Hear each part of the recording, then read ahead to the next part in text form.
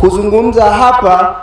Kama alivyosema mwenyekiti na mratibu, hakuna ulazima tena kwa sababu tumesha kampenika sote Unguja na Pemba. Kweli si kweli?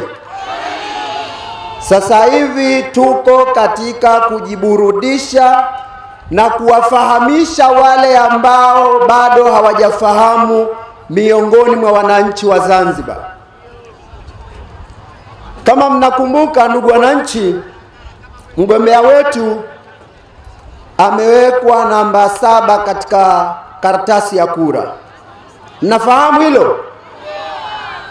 Lakini pia iliambiwa tarehe yake ya kuzaliwa ni tarehe 7.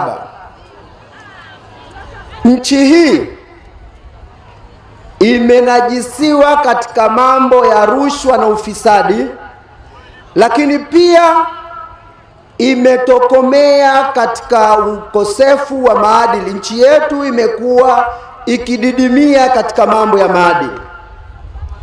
Naomba nikupeni habari njema kwamba katika ilani yetu ya uchaguzi mkuu wa Zanzibar ya mwaka 2025, sura namba 7, mgombea wetu yuko namba 7, tarehe yake ya kuzaliwa tarehe 7.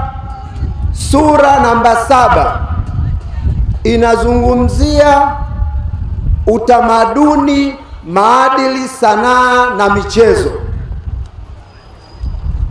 Mheshimiwa Othman Masoud Othman, wakati kamati ya ilani anaielekeza, alikuwa na maono mapana kuhusiana na suala la maadili na hii michezo, utamaduni na sanaa. Lakini kwa muktadha wa mkutano huu, naomba nizungumzie mambo machache yanayohusiana na maadili ya Mzanzibari na ahadi ambazo rais wetu amezitandika katika ilani yetu.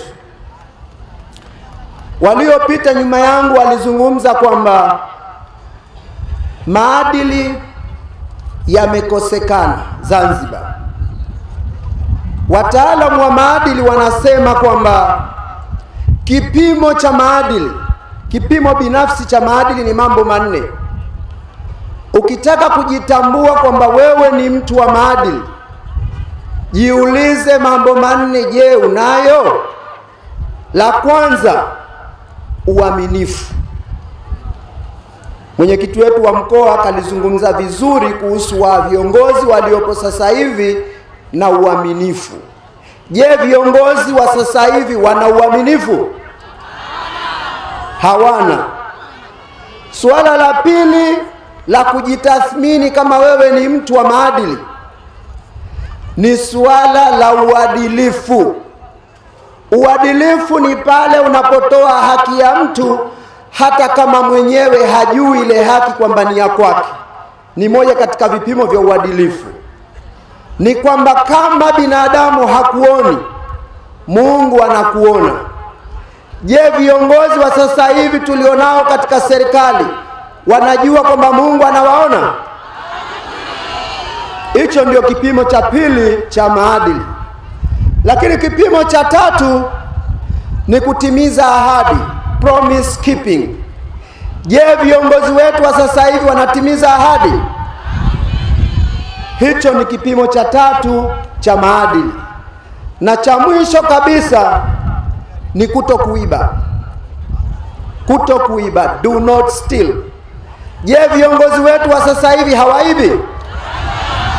Hawaibi?